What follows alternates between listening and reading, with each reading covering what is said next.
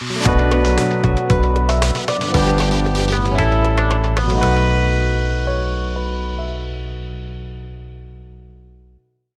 day, everybody, and welcome to yet another episode of Unleash with FTEM. Unleash with From the Expert's Mouth. And today, we bring to you the second part of this discussion with Dr. Sharad Lakhotia, a renowned eye surgeon.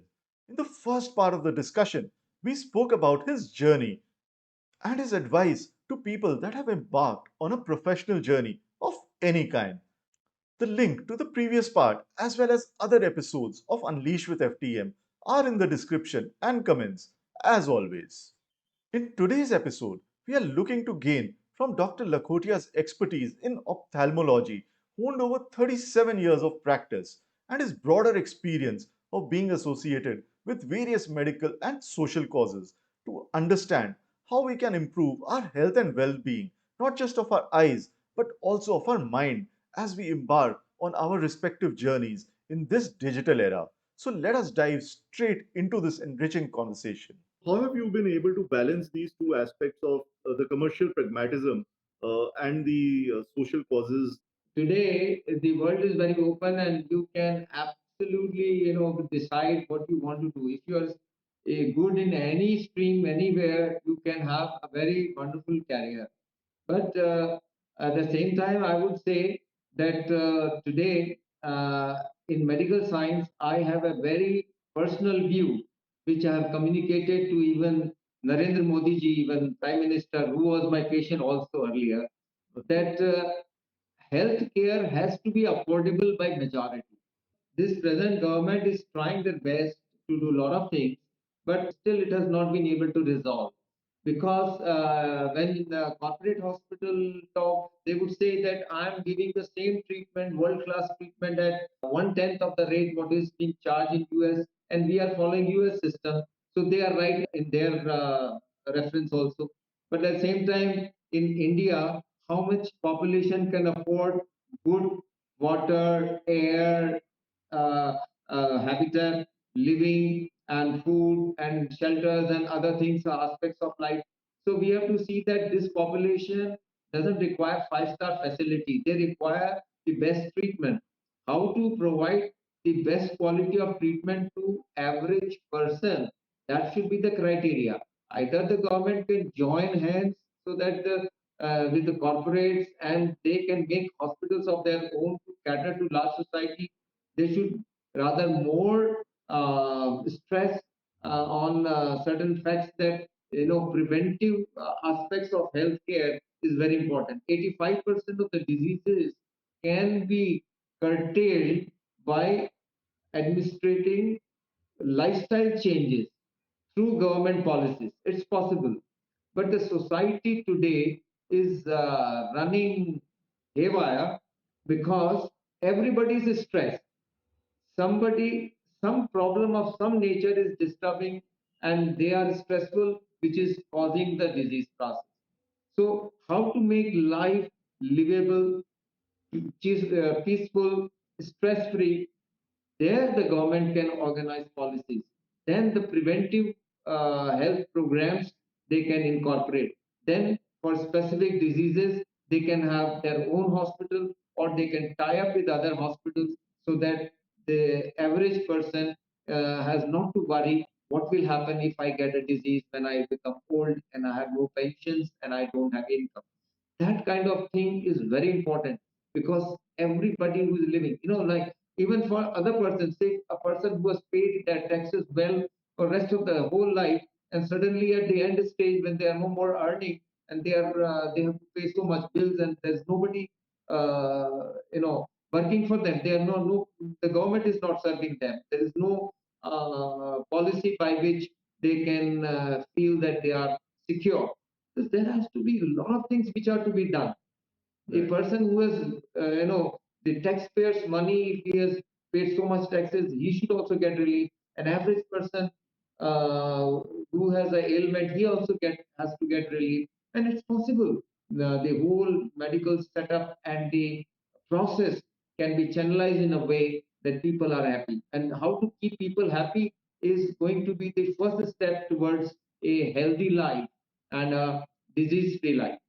Right. So the concept has to be uh, seen from the bottom, that bring happiness, prevent diseases, and affordable treatment for those who need, who have rare diseases or who have expensive treatment, and ensure that all the corporate hospitals get their enough money, and all doctors, they can work with pride and they get good amount of money for living, and society also takes care of them, and society also cheers them. If this is not so, then everybody is in a rat race to make big fortune, and things go haywire. Right. No, absolutely. This is spot on, and this reflects, what we are seeing in society today. And interestingly, you mentioned about, lifestyle changes which could lead to prevention of diseases itself. And nothing could be better, even from a financial standpoint of planning the expenses of your life, because the medical expenses typically happen at the fag end when costs and inflation have skyrocketed, and your earnings are essentially accumulated at a time when obviously the cost levels and the income levels were much lower. So certainly, one is the financial aspect of wealth management, but the other aspect is also of health management, because if you keep your health in check, then it will obviously automatically ensure that a big element of the wealth outflow, which is on the health and medical expenses, is in check. So coming to your area, what are some of the lifestyle challenges that you see today? And if there are some nuggets of wisdom that we can draw from your experience on what is it that we can do practically to keep our eyes healthy and keep ourselves healthy in in today's world, in today's environment, I think that will be immensely useful. I would say two important aspects on lifestyle changes which involves directly ophthalmologists, and they are diabetes, hypertension. They have to be maintained. Diabetes and hypertension primarily there can be inherited, or there can be other reasons, lifestyle, diet, all those things, and also a lot of stress. Everybody is passing through stress, whether you are a rich man or an average man or a below and whatever. So these modifications they have to do, and a lot of changes are required in the society to improve upon this aspect. And diabetes and blood hypertension, these two diseases, if they are under control, you can see 85% of the diseases are curtailed. All hospital admissions, 85% admissions also they can be minimized.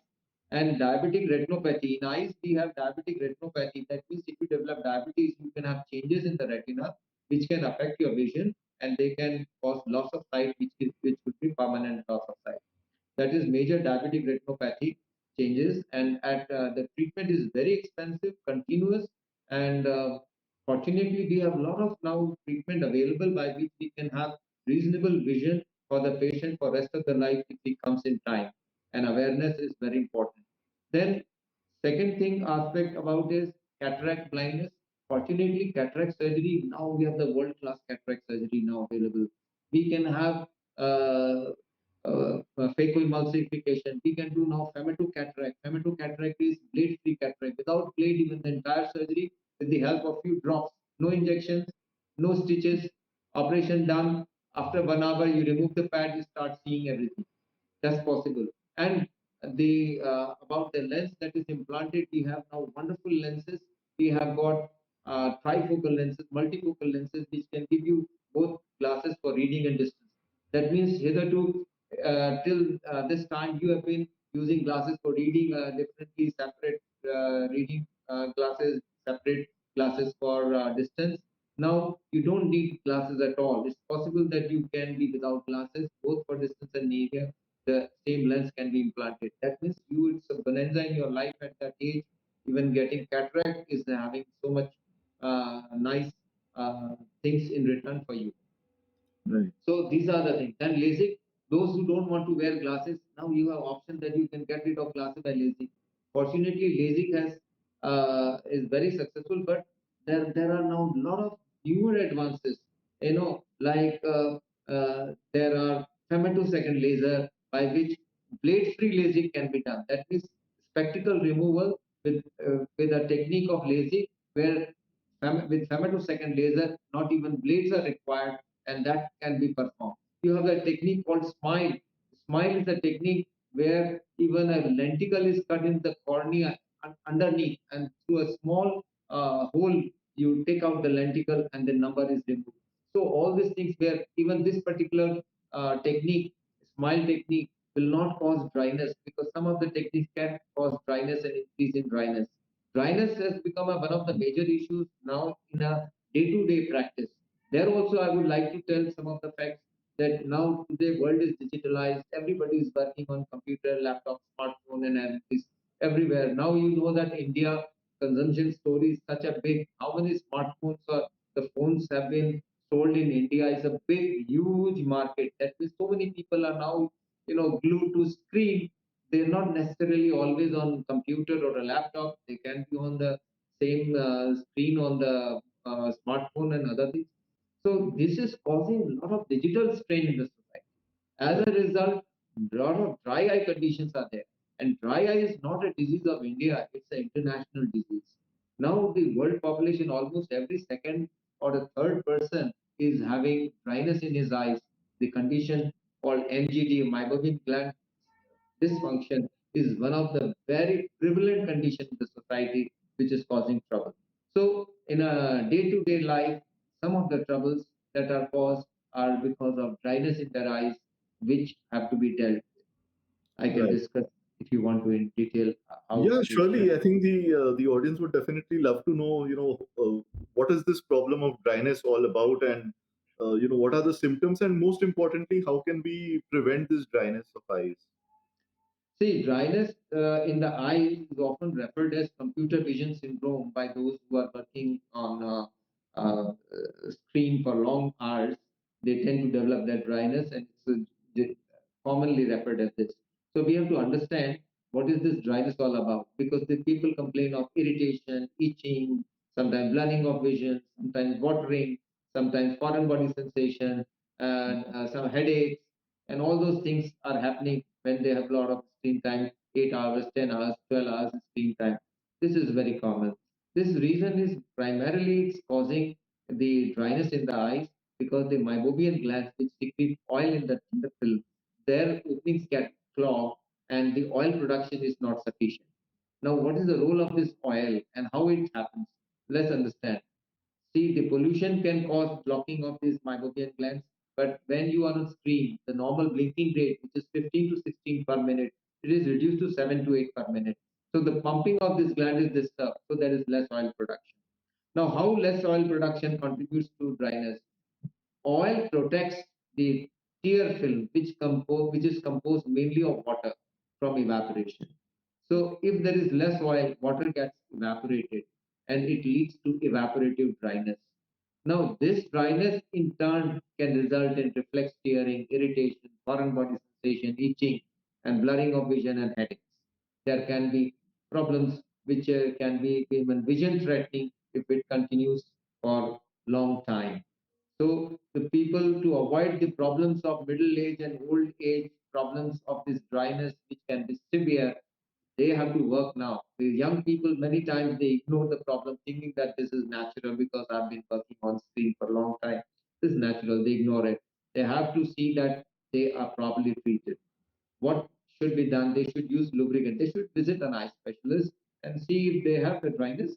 And particularly those on screen for long hours, they must ensure that they are wearing the corrective number also, Right. because small amount of astigmatism can give rise to big headaches, and the dryness has to be dealt with. You can give lubricants, the doctor will prescribe, which you can use. There are methods by which the meibomian glands uh, can remain open. One of the machine by which the treatment can be given is a LipiFlow machine, by which the compressions and this stimulation of the meibomian gland is done. But it's very expensive. It is costing around $900 to $1,500 in US, and in India it's around 30 to 40,000 rupees. LipiFlow, one sitting for 10 minutes. But there are manual expression of the meibomian glands possible, cleaning and shampooing and manual expression which can be done by an eye specialist, and they are as effective as any other method. So that for Indian conditions, this manual method is very effective, and it can help to eradicate that dryness in the eyes. They have to be there. Now we have to understand again that what is to be done on a long run. Every year we should have a routine examination done. And when in the routine examination the doctor finds something, they will tell you, and this is the thing that they have not to ignore. Besides, during a routine examination, again, I would say at around 40, you will require reading classes. That is also a time when some of the common diseases which cause blindness or possibility of blindness, they also appear for the first time. One condition is called glaucoma. Now, glaucoma is called a silent killer because the loss of sight because of glaucoma is irreversible. So we should check eye pressure, and if you find the pressure is raised, then we can do field of vision test and other things by which we can find out. If we find any suspicious lesion in the retina, we can do OCT and other things by which disease can be detected at a much earlier stage and the loss of sight can be prevented. So there's nothing to worry or to be scared of possibilities. Rather, a routine eye examination is so important, even while you are working from 35 onwards, at least every year. And from 40 years, it's a must every year that you have a routine examination to save your sight from any of those diseases and have a treatment if anything is developing. There's possibility. Like glaucoma can be detected. If it is detected in time, loss of sight can be prevented, and simple drops can help resolve it.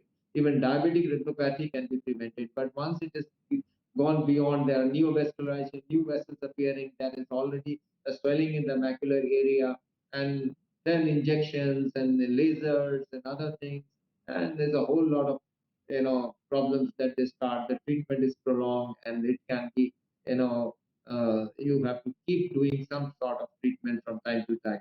So it's very important to have a routine examination for everybody today because today we are in a world where the sight is most important, and we are in a digital world where eyes are put on more strain. So we have to ensure that our eyes are always all right. So that is my basic message that you shouldn't be scared that what are possibilities. But I would say that simple maneuver. If you ask me one simple way how you can prevent dryness in your eyes, particularly if you have long hours on screen, I would say follow a rule of 20. It costs you nothing. What is the rule of 20? That means after every 20 minutes on screen, you give a break of 20 seconds. And then you look at far off object, 20 feet and away. That means just open a window and look at any object, tree or a building or anything, and blink 20 times. That will relax your eye muscles. Today, we have to also understand that this computer, though it has improved our knowledge, our understanding, work from home, lot of things, but it has resulted in a lot of other problems as well. One of the problems could be high incidence of myopia in younger individuals. Myopia is, we are having double the number of myopia developing what it was few years ago. That means myopia incidence, we are expecting that perhaps 50% of the population in years to come will turn myopic. There are reasons, a lot of theories.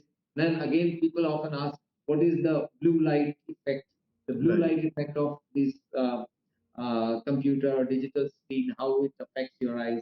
Now, there were reports earlier that it can contribute to retinal problems, retinal degenerations, ARMD, age-related macular degeneration. But they have not still been proved beyond doubt that they are absolutely specifically involved. But the good thing is that they are not really very bad. This too many filters and all those things may not be very necessary. But important thing about it to know is that they change your circadian rhythm. That means if you're exposed to light, even at late hours, you are working on computer, laptop, and the light emitted from it is causing harm because it stops your or lowers your melatonin secretion. Melatonin is a substance which helps in inducing natural sleep, and your sleep cycle can be disturbed, which can result into a disease process and a lot of problems and irritation and not waking up with a you know cheerful having after a cheerful sleep as you have. Right. So these are the common things you have to understand that you have to protect your even children. Now there are certain guidelines for children below 2 years. No screen for children. No screen, not at all. After 2 years, maximum permissible up to 1 hour. That also on certain things. And children have to be told that how they should, use only for their purposeful usage, not that they get into games and they play indefinitely and they play on with it and they have a lot of screen time and result that even it can change personality of the person. Even Right. children who are gaming and into adventure sports or into some criminal kind of activities on the screen, they tend to have a very bad behavioral problem. They have attention deficit. They have bad behavior. They are socially very difficult to adjust with people.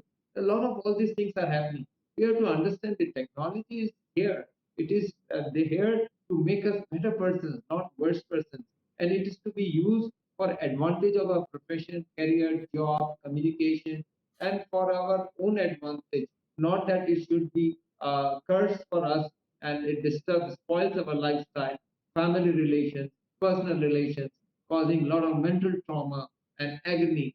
Because now it is also found that whenever you are on screen or digital things, it is changing your neuroadaptation. There is a condition called neuroplasticity. That means now you are adapted neurologically in a different way with the digital world when you are connected with, and it is having a profound effect on your personality. It can even improve your cognizance and other things. And even for aged people, it is a device to improve their skills, whereas it can have harmful effects as well. So the technology has to be used always in the right way, and there are definitely ways that we have to handle it very correctly. We should not misuse it unnecessarily. Every time there is a call and you have a habit of seeing screen every time, every moment there is a phone. This thing you want to see the Facebook, you want to see the WhatsApp message, the notifications which are disturbing you in a different way, and they can have some problems in your personality and hormonal this thing. The Right. happy hormones they are secreted when you have likes. The bad hormones secreted when you don't have the likes. And a lot of these things have a profound effect on your personality. So they are to be there. So I would say use technology in the right way to advance for betterment of the society, for betterment of yourself, and betterment of your people around. So that's how you. Right. Yeah, that's very, very useful. I'm sure, people would want to like rewind and recap, whatever you've just mentioned. I particularly loved the rule of 20. I think there were 420s, and in this, cricket season where IPL is in the news, we speak about 2020. I think you've given us 2020 and another 2020 on top of it. So there is 20 minutes, there is 20 seconds, there is 20 feet, and then there is 20 blinks of the eye, right? So there are four 20s in it. So Absolutely. watch out IPL. You have only got 2020, but Dr. Lakhotia here on From the Expert's Mouth has got a series of 420s to top it all. And I think the other big takeaway from what you mentioned is about the hormonal imbalances and disturbing of the circadian rhythm of the sleep cycles, and that has a very prolonged effect, I'm sure, on our overall health. And it's a vicious cycle because if you build up stress in this manner, then that stress itself leads to the lifestyle diseases that you spoke about. And that in turn also affects the eye once again. So it's a double whammy, I guess, on the eye. Right. Thank you so much for this. Now, coming to one of the aspects that you mentioned earlier in the conversation about stress, and you spoke about the spiritual quotient, and you spoke about managing stress from the perspective of one's overall health and well-being. So, what is your advice to people, particularly when they already have to work so much on digital platforms? So it's literally inescapable, and you have to be on it. Things that you see going around in society around you, you are always running. You're always part of the rat race. So, how do you keep your stress levels low? What are some of the practices you follow, and what are some of the practical things you can advise people in the context of today's day and age? If you are a techie and you have to work long hours on screen, two important things you have to understand: how to remain stress free and how not to get into trap of obesity. Very, very important. The obesity itself is the beginning of all kind of diseases, because those who are working on laptop, computer screen for long hours, they tend to develop obesity. They have a typical posture, typical weight areas where they gain weight. They have neck pain, they have headache, all other things. They and should ensure that they don't get into the trap. So how to overcome that? That is also the answer for the mental peace. That means how to remain stress free. Stress free and these things, obesity, by changing your lifestyle, you can manage both. How? Do yoga, pranayam, asana, exercise, walk, and meditation. All those things in moderation. You have to carry with this routine every morning and make it a permanent change in your lifestyle.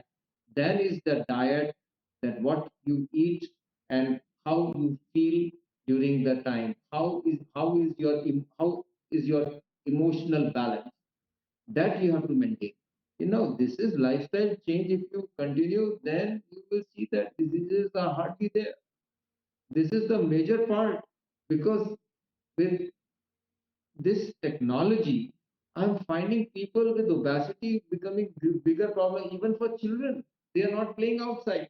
They are always doing on the screen something or whatever, and they are so much involved into it. They don't want to go outside their house and play with their friends. Right. This is not good for the children. For adults, you have to go for exercise, walk outside, yoga, pranayam, meditation. All those things are important. Meditating doesn't mean that it's a connecting with the universal energy. You are a soul, you connect with the universal energy. That's how you get enlightenment, and that is how you develop that energy, that you become a giver. Universe is a giver, so you are a part of the universe, so you become a giver. So you give happiness to people, you give happiness, spread happiness to people. You do your quota of work to see that the society is benefited. If you do these things will return back to you. That means whatever you are spreading, you will get it. That means the happiness that you have spread, you will get the happiness. The love and affection and the cooperation that you are giving to people around you, you will get the same thing back in return. That is the way to remain happy throughout. How to remain happy throughout is, this is the way. See, there are very important. I was listening to one of the lectures where they said that two things are certain: birth and death. But between D letter and D letter B, the C is what you have to do, and that means that is the choice that you have how to live. Now, between B and D is the thing called life or a lifestyle. If you consider lifestyle, then you say acquiring four-bedroom house or a bigger car and a bigger holiday package is what is the lifestyle that you would like to have. But if you say life, that means a disease free life where there is constant happiness. And how do you get happiness? Happiness is imparting happiness to others. You have a choice. You have to create happiness by your own self. This is the technique you have to learn. And to learn this technique, you have to do yoga, pranayam, asana, meditation, exercise, and good diet and a healthy diet. This is the recipe. If you do these things, the choice is very clear. You are always happy. The moment you are happy, life is happy, you are already the most successful person in the society. You are at the top of the world. Now, who recognizes you is not important. You recognize it, you understand it. That is what is ultimate. So, the my message home is that if you want to lead a wonderful, successful life, always balance your life. Spiritual, this is the spiritual portion. Spiritual portion doesn't mean that you just go and just there, um, like you are doing only social work. Spiritual means that you have to keep yourself happy, you have to keep people around you happy, you have to be involved in a purposeful work, and you do it so cheerfully. that life is very interesting and beautiful to you. So follow this principle, simple principle, and you have a great life. You are the top of the world. Right. That's a very simple recipe, nothing very complicated. But at the same time, one as one progresses from their respective journeys, from B to D or from birth to death, what at least I have seen is that the realization of some of these aspects that you're talking about dawns upon us only at a particular threshold of age. And by that time, in unfortunately, in a lot of cases it is already too late. And the youngsters think they have age on their side, and there is that feeling of invincibility and infallibility, that I am young, nothing's going to happen to me. And we are seeing increasingly, as you mentioned, children becoming obese and having eye problems or having lifestyle diseases in their 20s, people in that age bracket having heart attacks, and I mean, so on and so forth. I don't want to paint too much of a doomsday picture after what you've just mentioned. But how is it that particularly the youth of today can partake some of these principles and incorporate it in their lives? What is the mindset change that they need to bring about? See, first of all, I would say you have to understand the principle of now. That means life begins now, happiness is now, everything is just you are in the moment and you have to be mindful of that. Once you know this, there is nothing like you have learned it later or you will learn it later. This is the right moment. The right moment has come and I have chosen to be happy. That is the starting point. For the young persons, they require always counseling because these experiences don't come like this. Only after traversing certain periods, certain phases of life, then only you get into the experience. So they always should have a mentor, somebody who can guide, and they should listen. Where they feel that this person's life is very interesting, and I would like to imitate such a life. I would like to have a life, such kind of life. Then they should sit with them, understand, and take these viewpoints. Then they have a choice to implement them, and they find that implementing those things, they have made their life beautiful. Definitely take it. Otherwise, you have your own choice. The choice is that I have to be happy, whatever stage of life I am in, whatever circumstances I am in. I can choose to be happy. If you learn this, then you have plans, you have people to help you. You can take help from people because in difficult circumstances, you may not have all everything coming to you. You require counseling, you may require help from seniors, elders, or top persons in the profession and other colleagues. That's why always maintain good relation with people around you. Always maintain a low profile, be cheerful, be happy, have a habit of giving to the society, and everything you give, you get back. Right. Oh, that's wonderful, and I think it's very important to be in the moment. And now is the operative word, as you mentioned. So we have a couple of other conversational pointers, but since we are talking about being in the moment, if you are listening to us and you are in the moment right now, and you've derived value from this conversation so far, then make sure that you make the best of this moment now, and like this video, comment on what you've learned from it so far, and subscribe to the channel. Watch the other episodes in the playlist of Unleash with FTEM. With all these links that I'm speaking about, they will be there in the description and the comments below. And make best use of this moment, the now that you are endowed with. And I think that is going to be the recipe for a lot of the ills that prevail in our society today. But before we end the conversation, a couple of things that I wanted to additionally talk about. Uh, One of the things you mentioned is about the annual health checkup, and very often, at least what I have observed in society, people around me, they go for an annual health checkup, which is essentially a blood sample that is drawn and a whole host of 100 plus tests that are done. But when it comes to things like the eyes and the nose and the throat and the teeth and the these aspects, they are typically not attended to within the same setup or within the same ecosystem of these tests. When we are going for eye checkup, normally what people end up doing is that they just get their eye power checked if they are wearing spectacles. If not, not even that. And these things are typically done by a fairly junior technician whose only skill set is to figure out, how a person should sit on the computer, and the computer essentially gives a chart of, what the eye power and the axis is, right? You were talking about something which is definitely more substantive of an examination as compared to this very mechanical sort of eye checkup or examination. So, what is it that one should do, and who should one approach? And if you're approaching an ophthalmologist, what is it that you should be telling them?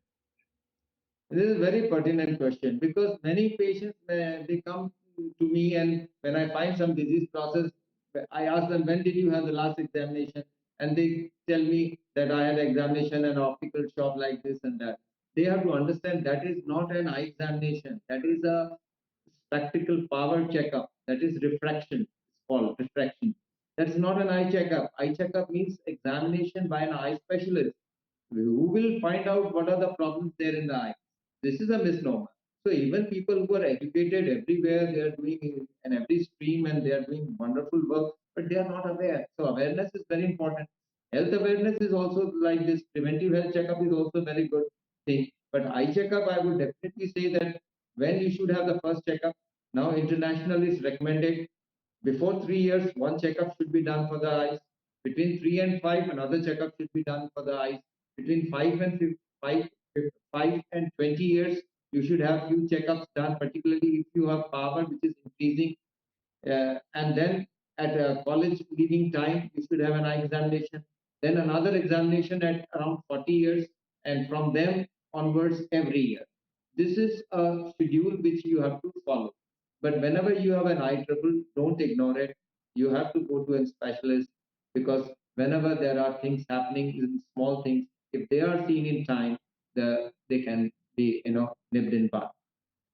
Right, right. And these would be things like irritation in the eye, foreign particles into. Absolutely. Absolutely. Irritation and the dry eye is a big issue which can lead to problems in decades to come, which can be even vision threatening. So it Right, should not be taken lightly. And right, those who are doing a lot of work on screen, they must have an eye examination every year. Every year. right. Yeah, absolutely. And I think, one can only realize what is going on within the body if one is aware. And in order to be aware, one needs to be in the moment. And as you said, now is the operative word. So if you are in the now, if you are mindful, not just of what is going on with your body, with your mind, control your thoughts, then many of these things become fairly obvious and commonsensical. But the thing is that, if you end up living your life copying other people, then you are not even thinking and you are just mechanically following somebody else's model. And if you're following, for example, speaking about obesity, which you mentioned, if we follow the American example, a country which has probably got the highest proportion of obese people in the world. And unfortunately, those are the kind of lifestyle choices, the food choices that we have started incorporating in the Indian culture. And the result is for all of us to see. But yeah, talking about seeing Dr. Lakhotia, thank you so much for helping all of us see the world in a very different light, and not just physically but also metaphorically. Thank you, Rajiv, for a wonderful conversation. And it's a privilege to speak on such a popular and such a interesting and such a brilliant webinar with you and on your channel. Wonderful. Thank you so much. Right. Thank you so much for your time, and I'm sure these precious insights will be of a lot of use to a very wide variety of professionals, of students, of the youth, and to society in general.